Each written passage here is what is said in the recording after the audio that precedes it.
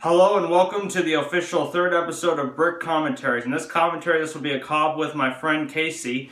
And in this commentary, we're going to be commenting on a news report.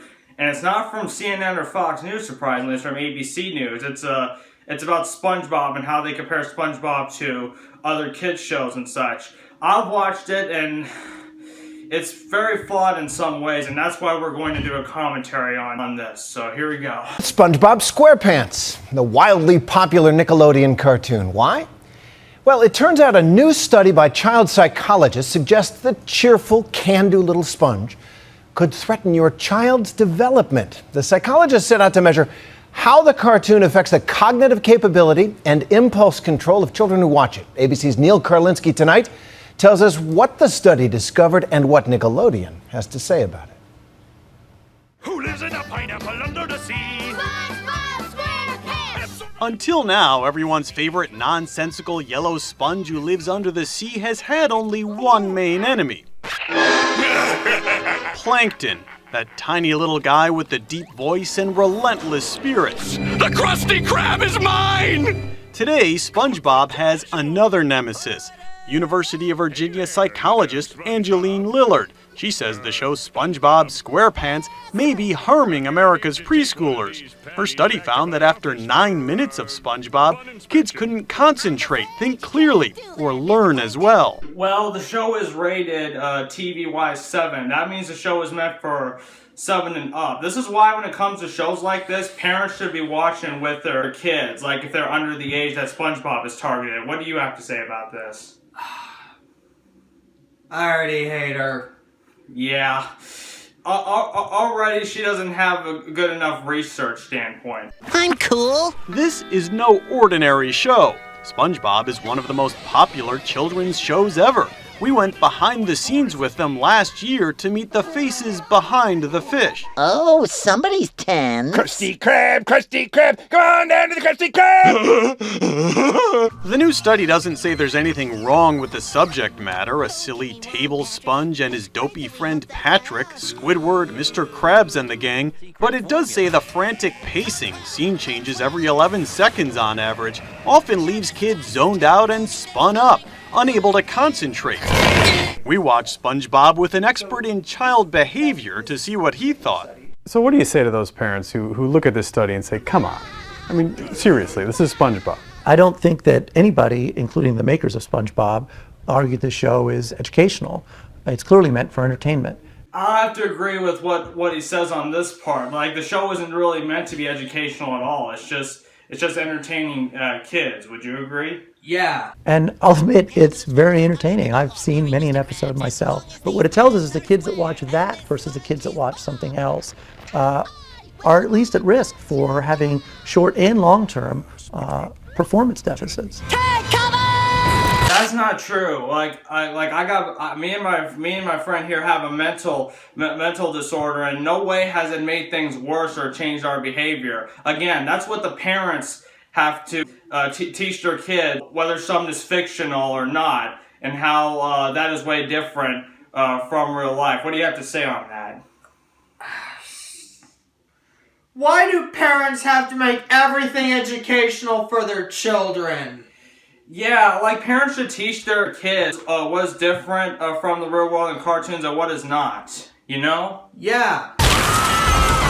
The study looked at 4-year-olds and compared them with kids watching a decidedly slower-paced show, Caillou. Well, I think we're all done shopping. That makes no sense how you can compare SpongeBob to Caillou. While SpongeBob does cry in the show a lot, like, he's not a brat that, you know, is like that with his parents. Like Caillou, whenever something happens that he doesn't want, whenever his parents do something to him, he just cries and acts and whines and moans whenever something doesn't get his way. SpongeBob is not like that. What do you think of that comparison? Like, seriously. The Caillou kids weren't as easily distracted after the show. Oh, that's right. But the SpongeBob team says this isn't a valid study because their show is meant for kids 6 and up. Thank you. That's exactly my point. The show is meant for 7 and up. The series is rated TVY7 for a reason. It's not meant to be for very little kids.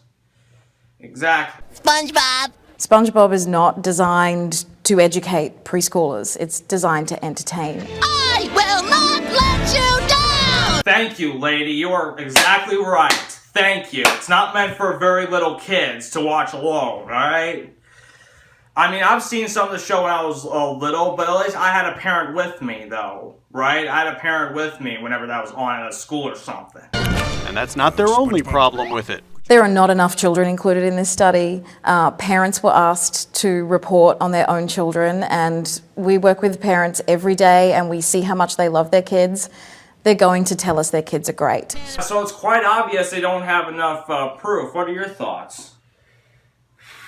I would have to agree on that. Yeah, they have like they said, they had very little kids involved in the study, including parents. SpongeBob isn't the first children's show to go under the microscope. Years ago, researchers said the Roadrunner and Coyote made kids more violent.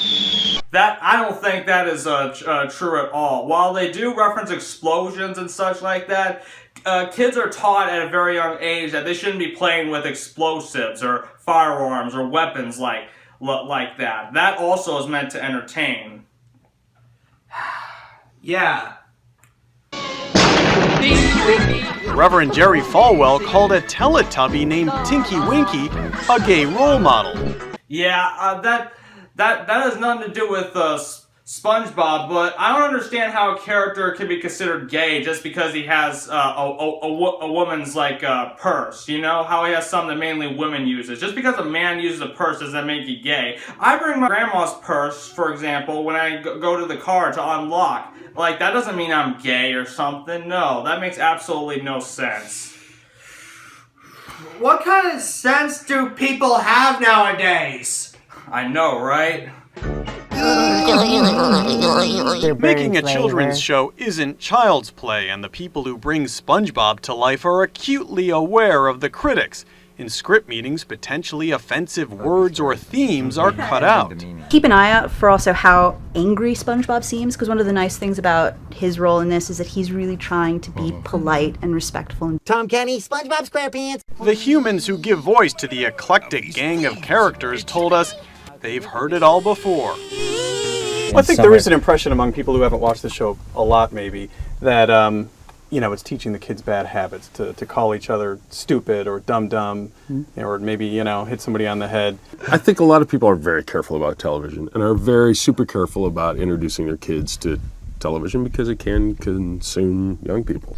There are a few children's shows that go out of their way to engage kids, like Sesame Street and Dora the Explorer, which encourage kids to answer questions and interact with the story. Now, the actors on SpongeBob do have a good point. And besides, it's just a cartoon. It's not meant to, if it says stuff like stupid and such, it's not meant to be taken seriously, especially since it's something to entertain. Would you agree with the people behind SpongeBob? They have a good point, Yeah. on how to introduce your shows?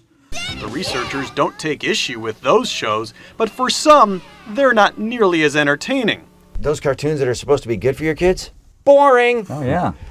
They're a tough slog, believe me. Thank you, Tom Kenny. I agree. Shows like Dora and all these other shows, they're not that good at all. In fact, I would agree that shows like Dora the Explorer is more annoying when it comes to educational shows for the kids. It's even worse than shows like Barney, for example. You know Barney, the purple pedophile dinosaur? I call him a pedophile because of how he's around kids, and such, and how creepy he is in a way. So what's a parent to do? I don't think parents should be unduly alarmed. The effects here were short-lived in all probability. The man behind the sponge says you might want to keep in mind that the show isn't intended to be educational, and parents aren't supposed to just let young kids zone out all by themselves. I miss the days when parents didn't care that much. You know what I mean? Wow, if there were watchdog groups around then, I would have no Popeye in my life, no Three Stooges, no Looney Tunes. None of the stuff that sort of informed my sensibility. I'm Neil Karlinski for Nightline in Seattle. Now, Tom Kenny also has a good point that parents, they should just, for very young kids, they should just be, you know, talking with their kids about references and stuff, and how fictional stuff is different, and just watch with their kids at a very young age, and not have them watch the whole thing, you know. And he also has a good point about such. What do you think of Tom Kenny's points? He's very wise. Yeah, he is absolutely right.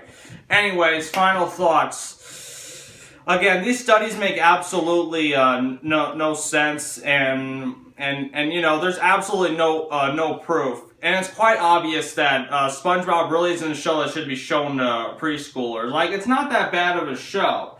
And if you don't like the show, that's perfectly fine. But just be aware that shows like SpongeBob really aren't meant to be taken seriously, though. What's your final thoughts? What he said. Yeah, exactly. Anyways, that was about it for my co-op commentary with my friend Casey. This has been Brick Commentaries number 3. And so, leave your thoughts in the comments section below and let us know what you think of the video. And a link to the original video is in the description. Anyways, this has been Brick and my friend Casey, and I'm out.